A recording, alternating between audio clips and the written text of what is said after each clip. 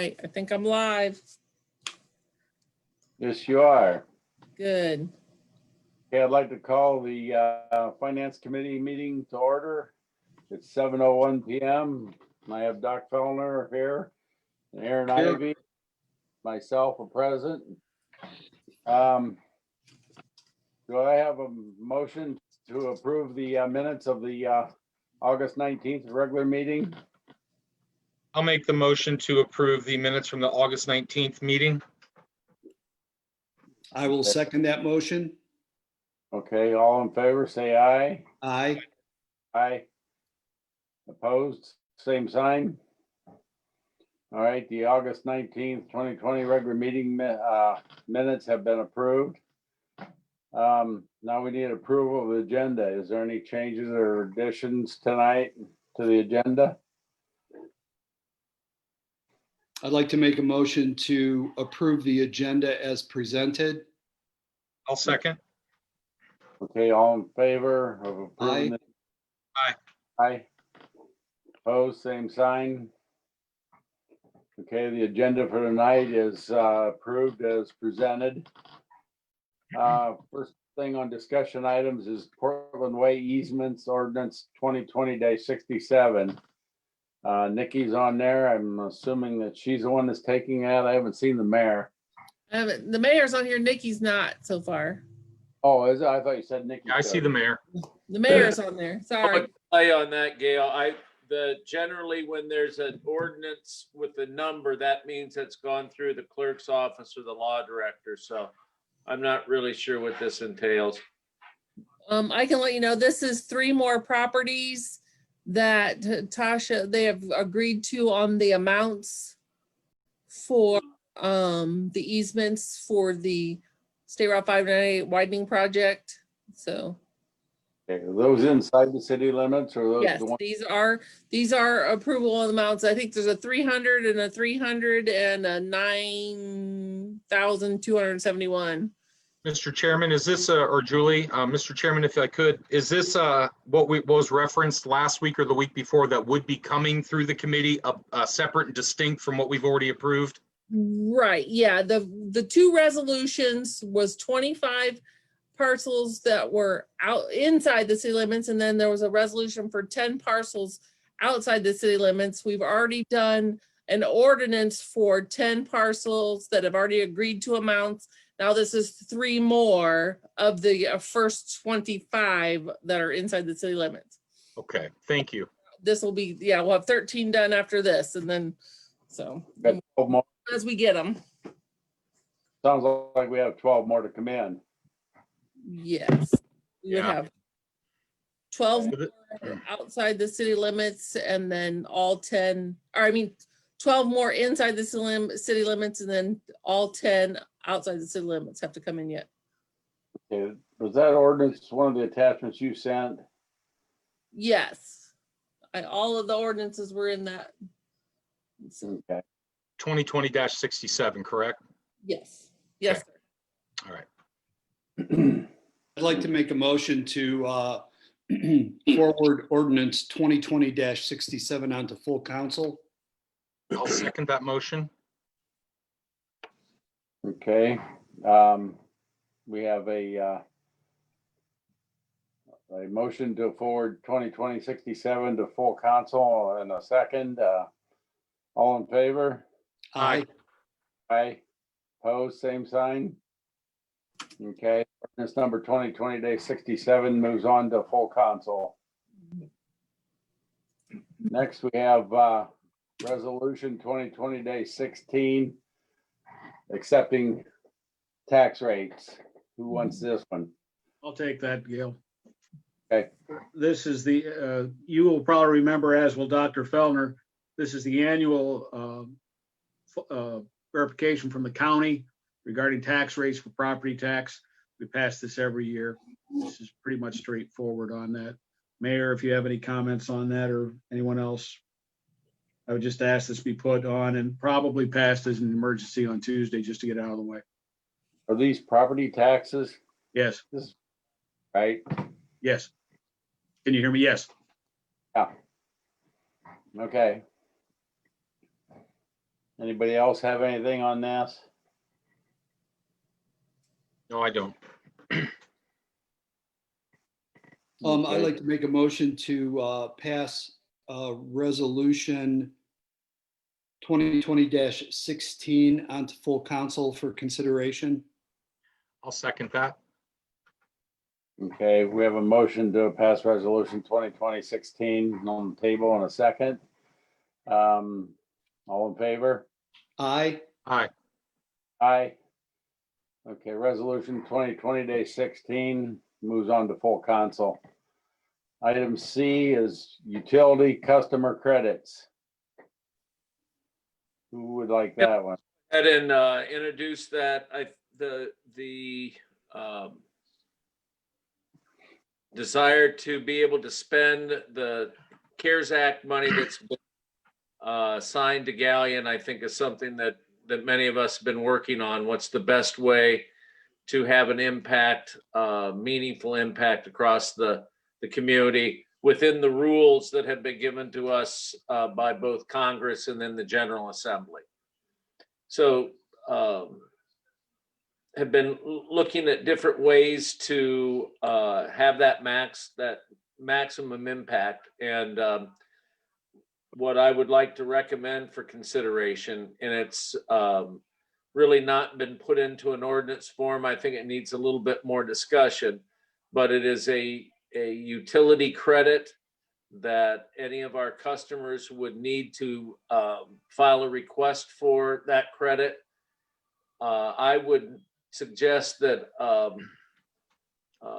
that we apply that first to water and sewer, and then in the situations where we have a resident that is one of our electric customers, but has their water and sewer included in their rent, that we work to have that credit go to the electric. So that's one set of considerations. Next thing I believe is important for us to sort out, and I think it's important to have an ordinance, is that this would apply to city utility customers who are also city residents. There are several hundred, and we had hoped to get a precise number for consideration tonight, but we just don't have that from the utility department. So there are a couple of subdivisions. I think on the sewer side, we brought in a lot of customers with the recent Westmore storm project, sewer project, sanitary sewer project. So I think my recommendation is to have those credits applied to Galleon residents. That's really and that's what I'd recommend. And we'll be able to get for you before there's any ordinance what the number of out of city utility customers are and how many of those people someone might make a case are being treated unfairly. They live in jurisdictions in the county that has received CARES Act funds. And I'm not sure how council feels about providing what could be tens of thousands of dollars to non-residents. So that's a second consideration. I think the third consideration are account holders, individual landowners, property owners, not necessarily what one would call a commercial landlord, but land and property owners that have several accounts in their name. So on the residential side, I think that we may want to consider some sort of maximum credit that, perhaps no more than 3 properties would any individual property owner be eligible for. Council may want to take a stricter view and say, no, each citizen gets a credit and that's the way it's going to be. But when you start to look at how this would be implemented, there are a number of property owners who pay the water and sewer on their on their rental properties, the electric is picked up by the tenant. So we want to take a look at that and have our ordinance ultimately address what might be described as a maximum credit idea. Same thing also applies in what you consider the commercial industrial side, where there are multiple meters, both on an electric and on a water and sewer side, under what most of us would consider one employer. So there's a number of the industrial firms in the community that operate at more than one address, have more than one meter, are charged on more than one account. So we'd want to take a look at that and have any legislation consider that as well. So that's really the overview of it.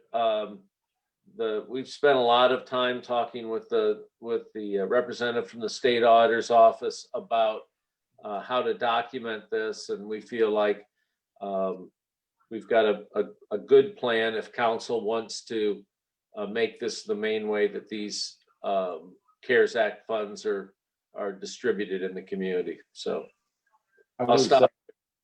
Yeah, Mayor. I was listening in, I think it was on your Monday night thing. Yes. Talking about this. It sounds like we got quite a sum of money that had come in. With what you got proposed here, how much of that money do you think we'll be using up, and how much do you think will be left over? And if there's any left over, what are you considering on doing with that? Well, I'll answer the second half first, Gail. There was sort of a late scratch on tonight's agenda where we were hoping to have council consider moving some other of these COVID dollars into some areas within the city that we have increased expenses as a result, mostly in park labor, in the labor area of park maintenance. We're spending more time, since the parks were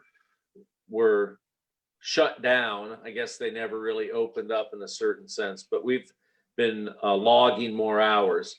I think a decision was made that we need more documentation to make sure that those hours can be accounted for. So that's one use of the funds above the utility credits that we know is out there. We don't have, so far at least, a lot of overtime or extra work that's a result of one of our regular staff being out with COVID disease. So that may happen before the end of the year. That would be a second use of funds that we'd have if there is some, if you'll excuse the expression, left over from the utility rebates. Main answer to the question is, I think most of that money, over 500,000 of it, will go out in these utility credits. A credit of $100, which it depends on where you are situated, whether that's a lot or not very much. I think it's a meaningful credit. If 5,000 of our 6,000 customers apply for and qualify, there are $500,000 that would be dispersed or expensed in that area alone. So what I hope and what I expect is that most of it will be utilized for utility credits. I have a question if I could, Mr. Chairman.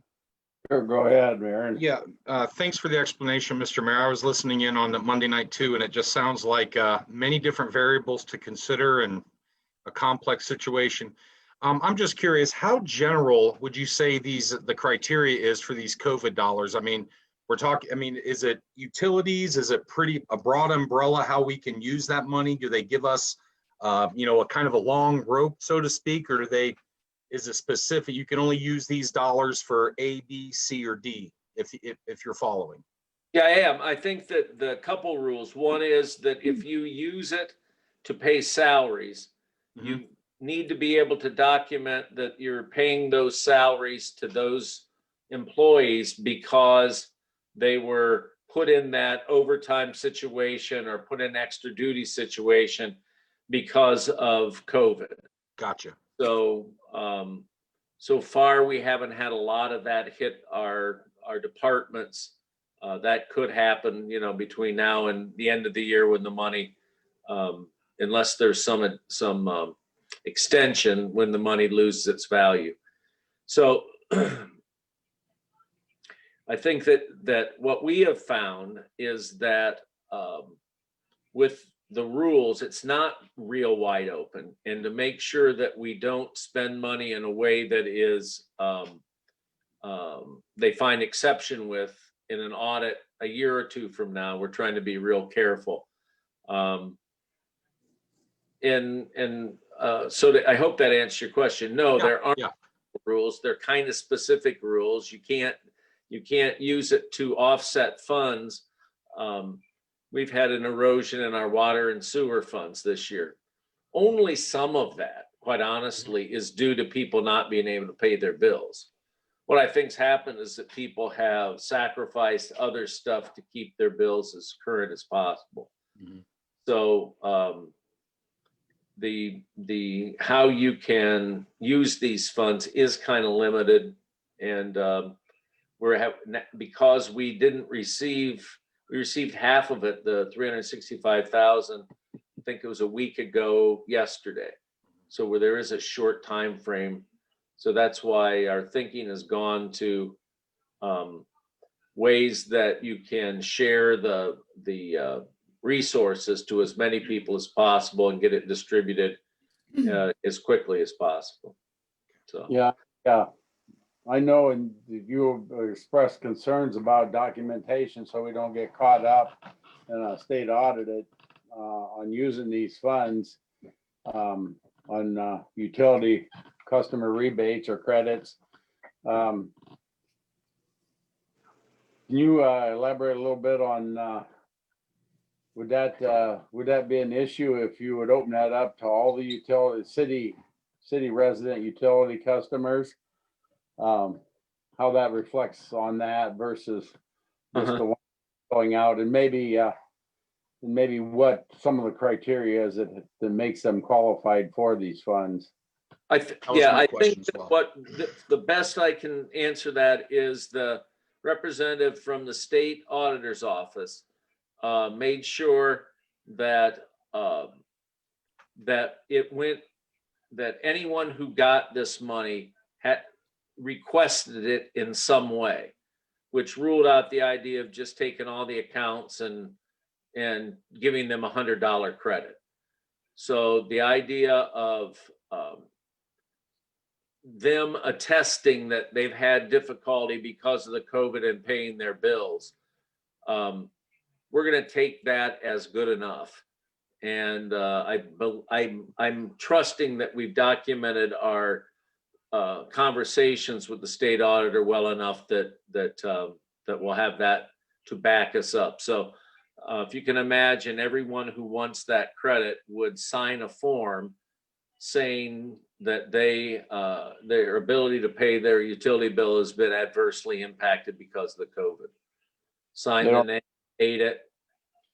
We'll attach account number, and my understanding is that will be good enough. Would that form conceivably be able to be online on the website for them to download, copy, and then submit it, as opposed to coming by the, I'm sorry. I cut you off, pardon me, I'm sorry. That's okay. For them to be able to save a trip up to the city building, exposure, traffic in and out, would that be possible? I 100% agree, and that level of detail, which is an important detail, we'd really not worked that out. I wanted to make sure that council, when this comes forward, that there is a good understanding. Everybody realizes why we've selected this of the eligible costs, so it moves quickly. Yeah, if we can do it with emails or some sign off. I do want to make sure that for every account that credit is given, that we have some documentation. That's Right. the key thing. Right. Yeah, I think Personally, I think that concentrating on city residents would be the first line, and then if there were funds remaining to consider the utility customers that are outside the city limits first. Okay. I mean, What that's about just my opinion about it. account, Doc, or anybody else? You know, it's not. There are a number of people who have, let's say, a business account and an account at their house, or they're responsible for the utilities for other family members. They're far from a commercial landlord, but there is some limit, I think, for those individual credits. So, you know, just maybe something to think about, sleep on, as they say, and then maybe we can form a consensus. It seems somewhere in the neighborhood of no more than 3, sort of a maximum credit of $300, something like that. I don't know why that seems fairer than 4, but I think of the apartments out in and around 6th Avenue. They're not just seniors, but there are a number of seniors that live out there. We know from lowering the water rates a handful of years ago that we were hoping to assist low volume users. Well, it turned out, heck, they don't pay a water bill anyway. So the reductions really went to the landlord in those cases. So one thing I think we want to make sure is if we have residents and they don't have water usage, that we are able to apply that to their electric bill. Something seems unfair to be an all electric home and we're giving discounts and they can't get one because they don't have a water bill. So that's another detail that will go into to iron that out if council feels like this strikes that balance between having high impact and minimal administrative costs. Okay, thank you. Okay, well, one other thing I have is I just wanted to mention that we have utility customers being affected in all different ways, from the loss of income to extra medical bills to to what have you, because of the COVID. So them filling out a form and having to list some sort of criteria, I think is probably a good idea. I mean, you got people from not being affected at all to where they're, not working at all. So, so I don't know how you could do that to balance that out, to make it fair for everyone for their situation.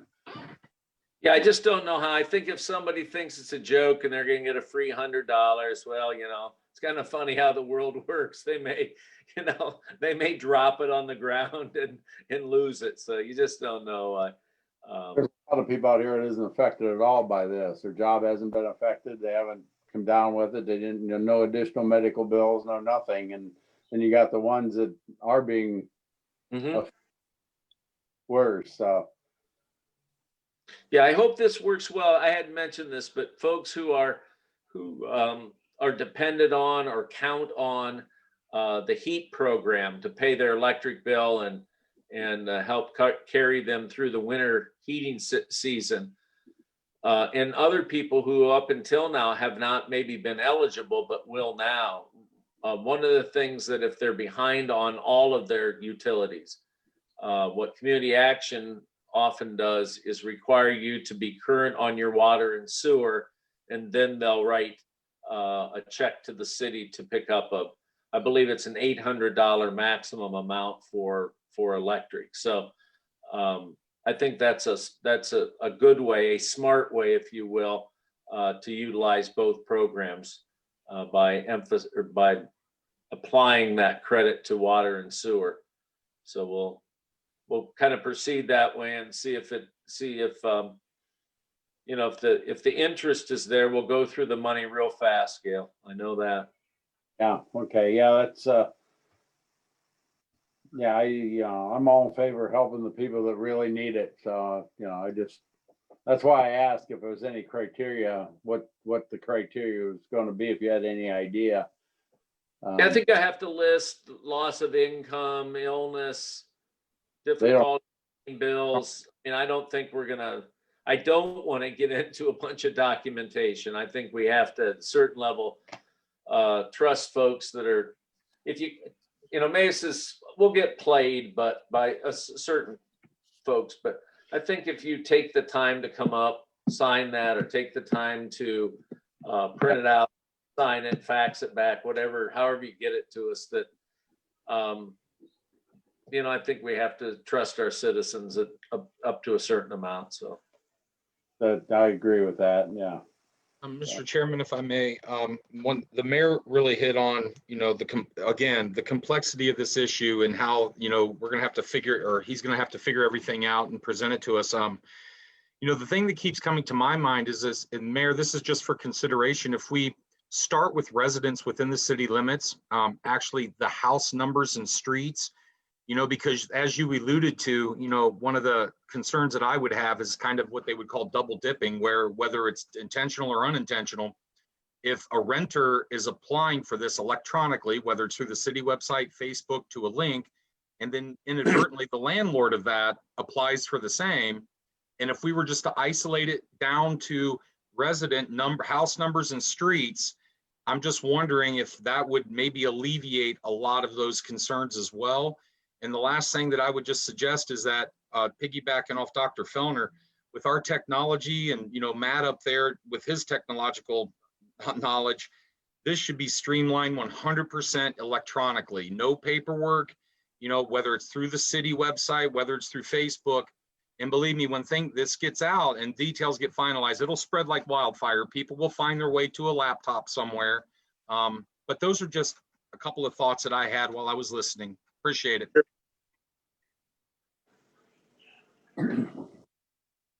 That's really what I had tonight. And I think we've got, a few illnesses up there. I had hoped today that we'd have these ideas in an ordinance form. With some luck, we'll have a chance to talk with legal counsel before Tuesday, and at least maybe be another step towards having an ordinance to look at, reflect on, and vote on. So fair enough. Mayor, Yeah. someone on the Facebook Live said that they feel that it's Sandy says she feels that the people on the budget would lose out on this credit. Could you maybe address that for her? Because I don't see that. I think they would just still get the credit on their. Absolutely. Okay. Yeah, I don't know. I hadn't thought about that, but I'm glad she sent that in, and I'll have to consider it. I mean, the adjustment will be made, and they do this thing called truing up the accounts once a year. Mhm. So if she had overpaid by her monthly, then that would be reflected when they set the monthly rate at the annual budget plan when they sign up again. I hope I didn't say that very artfully, but I think I hope I got my idea across. But it's worth considering. If they got $100, then they would, in their mind, that would lower the amount for the next year's budget plan. So I'll alert the staff about that. We'll put the folks that are good workers who do this all the time. We'll put their minds to work on that one, Julie. Fair enough. Thank you.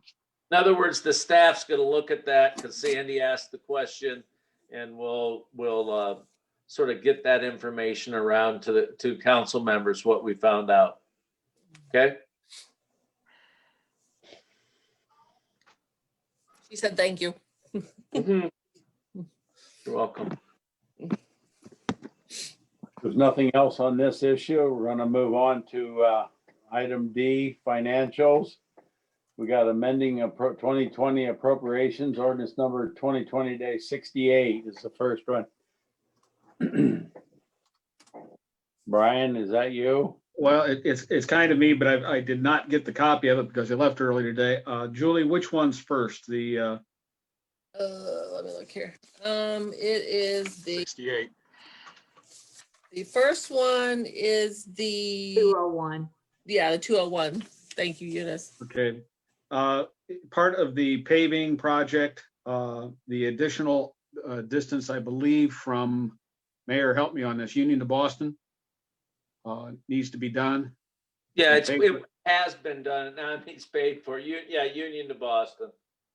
We needed to move some money from 201, the technical services down to the infrastructure. And that's fairly straightforward on that. Mayor, if you've got anything to add on that part of it. No, it's just that way to look at that is less engineering and more road materials. So we had money that we'd originally budgeted expecting engineering. We shifted that down into the materials area, not the materials, but the infrastructure, our contract where we do our paving contracts. That's simple.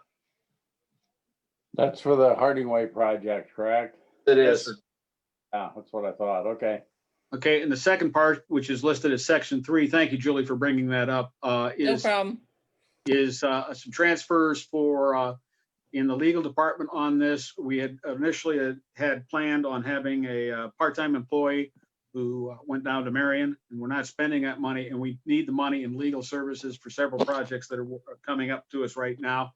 That's a transfer also of $18,955.12 to make that transfer from salaries down to legal services. And this whole ordinance, I would ask that we pass on Tuesday if it goes to council as the emergency on that. That's the only two transfers on that ordinance? Yes, I believe so, yes. yes. I'd like to make a motion. I'm sorry. No, go ahead, Dr. Fellner. You have a question?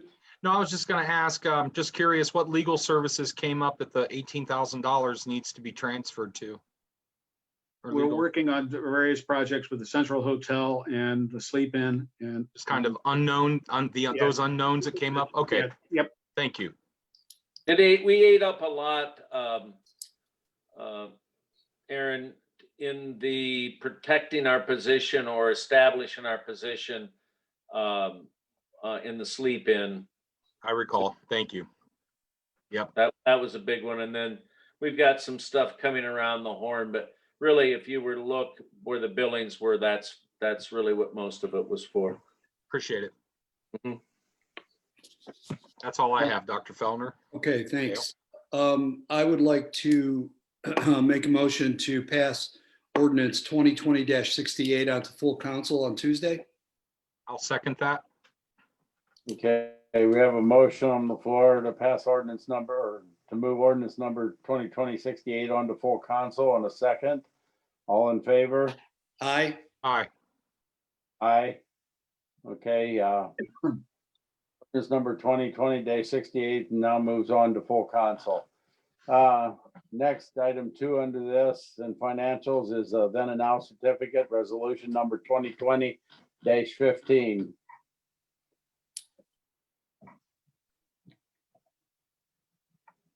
I'm going to ask if Eunice is on there and can talk, if she could address that one more than I Went have. off. Oh, did she? Well, I'll try it Yeah. then. This I'll is put it up for you. okay. This is a then and now that also deals with, I believe, the Harding Way project, getting some payment done on this. We had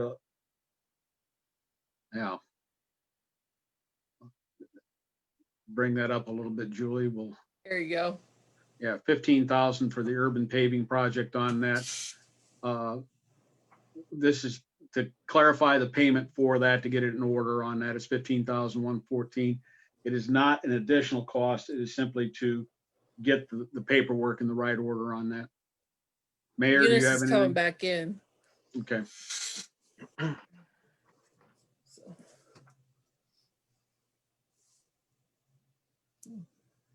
No, I don't have anything else on it. Okay. So again, this would be something that would need to be passed on Tuesday, if we can. Urban paving again is Harding Way, correct? It's Urban not- paving is Harding Way. Yeah, okay. Yes, sir. I had that correct. Mr. Chairman, if there's no other questions, I'd like to make a motion to move resolution number 2020-15 onto full council. I'd Okay, like to second that motion. okay, we have a motion on the floor to move resolution 2020-15 on the full council and a second. All in favor? Aye. Aye. Okay. The resolution 2020-15 now moves on to full council. Brings us to other business. Does anybody have any other business tonight to discuss? Mr. Chairman, we may have on Tuesday, the mayor alluded to that we were trying to get the COVID dollars for the parks and others squared away. If we can, we would bring that to you to be voted on Tuesday. I apologize for that, but it has been, last week was, shall we say, interesting, so we didn't quite get everything where we should be on that. Yeah, So be prepared on that. I don't think council will mind because it is the transfer of needed COVID dollars on that. The Yeah, second point is, given the budget, I will be meeting with the mayor and possibly giving you a call, Gail, if we need to have an emergency finance meeting to get the budget worked on a little bit more. I'm That's wondering, not for sure yet. I've been wondering about, yeah, when you was gonna contact me to, so we can go over the budget a little bit, yeah. So, Okay, standing of it, that's all I have. okay.